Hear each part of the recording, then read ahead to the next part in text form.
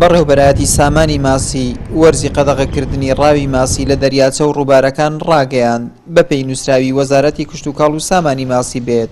لە دوای 15 سێوە هەر کەسێک ڕاوی ماسی بکات بە سەرپێچی کار حساب دەکرێت و ڕوبەڕووی دادگاش دەکرێتەوە. لە 15 سێوە دەزۆمەنحی ماسی دەکرێت تا 14/6/2008 دیارە مەبەستمان لە پاراستنی کاتی گەرادانانە چونکە ماسی لەو کاتەیە کاتی جوودبوون و گەرادانانە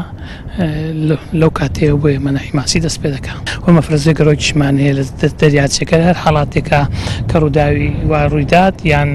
سەرپێچی کارە بوونەوە ئێمە بەڕێوەبەرایەتی بەڕێوەی دەبینەوە و دەستی بەسارەگرین. ڕاوچی و ماسیگرەکانیش بڕیاری قەدەغەکردنەکە بە بڕیارێکی پێشوەخت دەزان و پێیان وایە قەدەغەکردنەکە لە شوێنی خۆی نییە و هاوکات دەڵێن تیمەکانی پاسەوانی دەریاچەکان نەیانتوانیوە لە ڕێگری ڕاوی نایاسایی ماسی سەرکەوتوو بن. ئێستا زۆر لە کاتی خۆیدا نییە منهەکەی ماسی نهاتوە یەکی چوار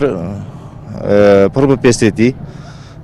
ئەزەکە منعیشی دەکەن لە بەلەمەوانیان منێ دەکەن بۆ هاوڵاتیانیش ئازاد دەکەن بۆ بە کوردی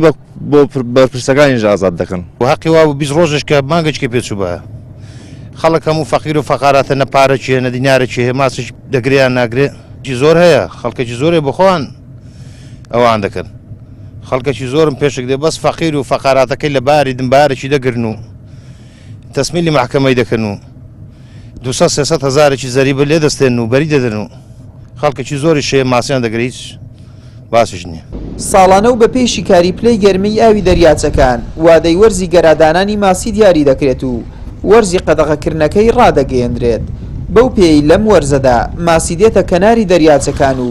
وەرزی گەرادانانی دەست پێ دەکات. ئەم ساڵیش لە 15 سێوە وەرزی ڕاونەکردنی ماسیە و تا 14 مانگی 6 ئەم ساڵ ڕێگە نادرێت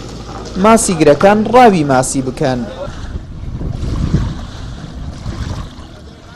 بەلەمەوان و ماسیگرەکان بۆ چوونێکیان هەیە و دەڵێن ئەو کاتی کە وەرزی قەدەغەکردنی ڕاوی ماسی دەست پێ دەکات تەنها لەوان قەدەغە دەکرێت ئەگەرنا ئەوانەی دەستی باڵان هەیە و پلەدارن ڕێگری ناکرێت لێیان و ڕاوی ماسی دەکەن. ئەمەش کاریگەری زۆری دروست کردووە لەسەر کەمبوونەوەی بەرهەمی ماسی لە دەریاچە و ڕووبارەکانی هەرێمی کوردستاندا. ئاراز ڕەسوڵ، کەناڵی ئاسمانی پەیام، دەربەندی ڕانیە.